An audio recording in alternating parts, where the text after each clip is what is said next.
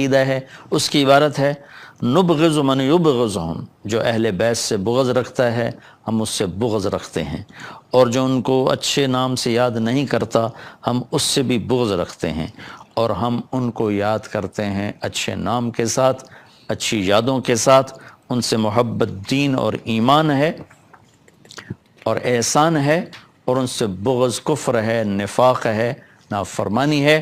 اور پھر فرمایا جو اللہ کے نبی من احسن القول فی اصحاب رسول، میں اس کو عربی میں بھی پڑھ دوں، نبغض من یبغضہم وبغیر الخیر یذکرہم ولا نذکرہم الا بخیر وحبہم دین و ایمان و احسان وبغضہم کفر و نفاق و طغیان۔ اس کا ترجمہ میں پہلے کر چکا ہوں۔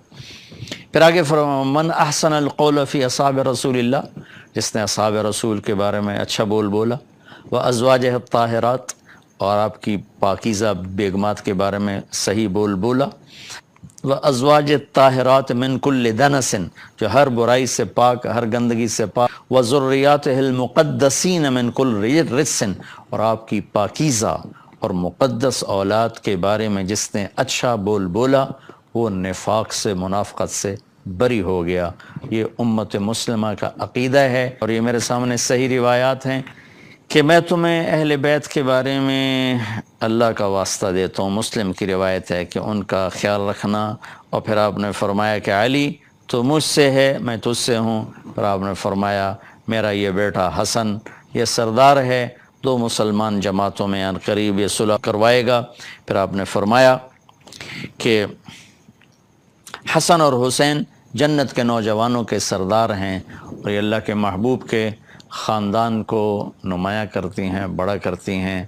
اور آپ نے فرمایا یا اللہ میں حسن حسین سے پیار کرتا ہوں، تو بھی ان سے پیار فرما، اور یا اللہ جو ان سے پیار کریں ان سے بھی پیار فرما، اور جو ان سے بغض رکھیں ان سے بغض رکھ، جو ان سے پیار کریں ان سے پیار کر۔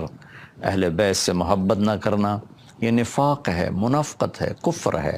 اہل بیت سے پیار کرنا ایمان ہے، ایمان کا کمال ہے، ایمان کا کمال ہے۔ جس گھر میں اللہ نے اپنے حبیب کو پیدا کیا، جس نبی کی گود میں ان کی اولاد پروان چڑھی، اگر ہم ان سے بغض رکھیں گے تو ہمارا ایمان کہاں چلا گیا؟ نہ ایمان ہے نہ ایمان رہے گا۔ ان کی محبت ہی اصل ایمان ہے، ان کی محبت ہی اصل ایمان ہے۔ ایک روایت یاد ہے کہ میرے نبی نے فرمایا جس نے میری اولاد میں سے کسی کے ساتھ اچھا سلوک کیا اور میری اولاد کا کوئی فرد اس احسان کا بدلہ نہ دے سکا، غربت کی وجہ سے یا کسی اور وجہ سے، تو قیامت کے دن میں اس کی طرف سے اپنے اس امتی کو اس احسان کا بدلہ دوں گا جو میری اولاد میں نہ دے سکا۔ اس پر میں ایک واقعہ سنا دیتا ہوں۔ یہ ابن جوزی رحمۃ اللہ علیہ جیسے محدث نے اس واقعے کو نقل کیا ہے اپنی کتاب البر والصلہ میں، کہ ہرات میں ایک سادات فیملی تھی۔ وہ خاتون جوانی میں بیوہ ہو گئیں، بچیاں تھیں، تنگ دستی آئی تو انہوں نے سمرقند کی طرف ہجرت فرما لی، رزق کی، معاش کی تلاش میں۔ وہاں پہنچیں تو پوچھا کوئی یہاں سردار، کوئی سخی، چونکہ نووارد تھیں تو لوگوں نے بتایا کہ ایک تو یہاں مسلمان بڑا سردار ہے اور پورے علاقے کا رئیس ہے، اور ایک یہاں آگ کا پجاری آتش پرست ہے، وہ بھی بڑا رئیس، بڑا سخی مالدار ہے۔ تو انہوں نے سوچا کہ میں غیر مسلم کے پاس کیوں جاؤں۔ وہ مسلمان کے پاس گئیں اور اس سے فرمایا کہ میں آل رسول ہوں، پردیسن ہوں، میری بچیاں ہیں، مجھے ٹھکانہ بھی چاہیے، کھانا بھی چاہیے۔ وہ سردار کہنے لگے تیرے پاس کوئی، عام طور پر جو اہل البیت ہیں ان کے پاس لکھا ہوا نسب نامہ ہوتا ہے، میں نے کئی گھرانوں میں ماشاءاللہ دیکھا اللہ کے رسول تک ان کے سارے آبا کے نام لکھے ہوئے۔ تو کہا تیرے پاس کوئی سند ہے؟ اس نے کہا بھائی میں تو پردیسی ہوں، غربت کی ماری میں کہاں سے سند دکھاؤں۔ تو وہ کہنے لگا یہاں تو پھر ہر دوسرا آدمی کہتا ہے میں سید ہوں، آل رسول ہوں۔ تو اس نے کوئی اچھا جواب نہیں دیا۔ تو وہ وہاں سے آئیں اور اس آتش پرست کے پاس گئیں، وہ جو آگ کا پجاری تھا، اور اپنا تعارف کروایا۔ اس نے فوراً اپنی بیگم کو ساتھ بھیجا اور کہا کہ جاؤ ان کی بچیوں کو لے کر آؤ. جہاں انہوں نے کہیں ٹھہرایا ہوا تھا ان کو لے کر آئے. سرد رات تھی، ان کو کھانا کھلایا، سلا دیا. رات کو مسلمان سردار نے خواب دیکھا کہ اللہ تعالیٰ کے محبوب صلی اللہ علیہ وسلم جنت میں ایک خوبصورت سونے کا محل ہے، اس کے دروازے پر کھڑے ہیں. یہ عرض کرتا ہے یا رسول اللہ یہ محل کس کا ہے؟ تو آپ نے فرمایا یہ ایک مسلمان کا ہے. تو وہ کہنے لگے یا رسول اللہ مسلمان تو میں بھی ہوں. تو آپ نے فرمایا اپنے اسلام پر کوئی دلیل پیش کر، کوئی ثبوت پیش کر. تو وہ کانپ گئے.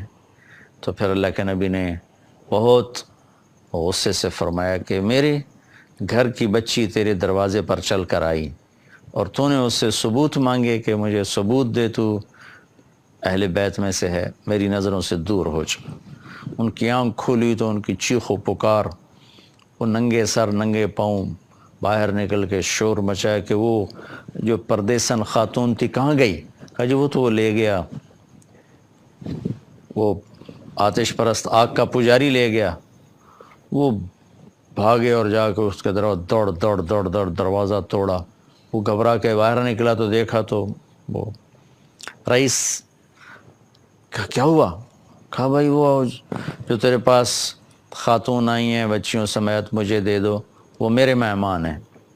تو اس نے کہا حضور وہ میرے مہمان ہیں، آپ کے نہیں، میں آپ کو نہیں دے سکتا. وہ کہنے لگا مجھ سے 300 دینار لے لو. 300 دینار کوئی آج کا 60-70 لاکھ روپیہ بنتا ہے.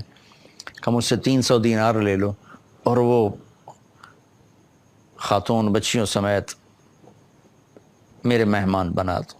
تو وہ رونے لگا. کہا کہ میرے بھائی بن دیکھے کا سودا کیا تھا، اب تو دیکھ چکا ہوں، اب میں تمہیں کیسے واپس کروں؟ کہ میں نے بھی خواب دیکھا جنت کے دروازے پر اللہ کے نبی کھڑے ہوئے تھے، تجھے ڈانٹ پڑ رہی تھی، تجھے کہا جا رہا تھا دور ہو جا. اس کے بعد اللہ کے نبی میری طرف متوجہ ہوئے اور فرمایا تو نے میری بیٹی کو ٹھکانہ دیا، چل تو تیرا سارا گھر سب بخشے گئے، سب کے لیے جنت کا اللہ نے فیصلہ کر دیا. کہ میری آنکھ کھلی ہے، میں ایمان لا چکا ہوں، میرا سارا گھر کلمہ پڑھ چکا ہے، ہم سب مسلمان ہو چکے ہیں، ہم وہ دولت آپ کو کبھی واپس نہیں کریں گے. یہ اہل البیت ہیں. اور یہ کوئی 300-400 سال کے بعد کی نسل ہے. تو حسن حسین کا کیا مقام ہوگا، زین العابدین کا کیا مقام ہوگا، زینب کا کیا مقام ہوگا، فاطمہ کا کیا مقام ہوگا، علی کا کیا مقام ہوگا، عباس کا، جعفر کا، عقیل کا. آل و رسول ہیں حضرت عباس کی اولاد، حضرت علی کی اولاد، حضرت عقیل کی اولاد اور حضرت جعفر کی اولاد. ان 4 حضرات کی اولاد کو آل رسول کہا جاتا ہے. اور پھر اس میں سب سے عالی شان ہیں جن کا سلسلہ حضرت حسن حسین یعنی حضرت فاطمہ سے چلا. حضرت علی رضی اللہ عنہ کے حضرت فاطمہ کے بعد آپ نے 7 شادیاں اور کی، ان سے بھی آپ کی اولاد ہے، وہ بھی اہل البیت ہیں چونکہ حضرت علی کی اولاد ہیں، ان پہ بھی صدقہ حرام ہے. لیکن جو مقام حسن حسین کو حاصل ہے جناب فاطمہ رضی اللہ تعالیٰ عنہ اور جناب رسول اللہ صلی اللہ تعالی وسلم کی نسبت وہ اور کسی کو حاصل نہیں. عربوں میں عیب تھا بچے کو اٹھانا، عرب عام آدمی بھی بچوں کو اٹھانا عیب سمجھتے، اور اگر وہ سردار ہوتا تھا تو اس کے لیے تو بہت بڑا عیب تھا. لیکن میں قربان جاؤں، اللہ کے نبی ایک دفعہ گھر سے باہر آئے، حسن حسین کو ہاتھوں پہ نہیں اٹھایا ہوا تھا، یہاں اٹھایا ہوا تھا، کندھوں کے اوپر بٹھایا ہوا تھا. حیران پریشان ہو گئے سارے. ایک بدو حیران ہو کر کہنے لگا یا رسول اللہ یہ کیا، اتنا پیار ان سے؟ آپ نے کہا ہاں میں بھی ان سے پیار کرتا ہوں اور میرا اللہ بھی ان سے پیار کرتا ہے.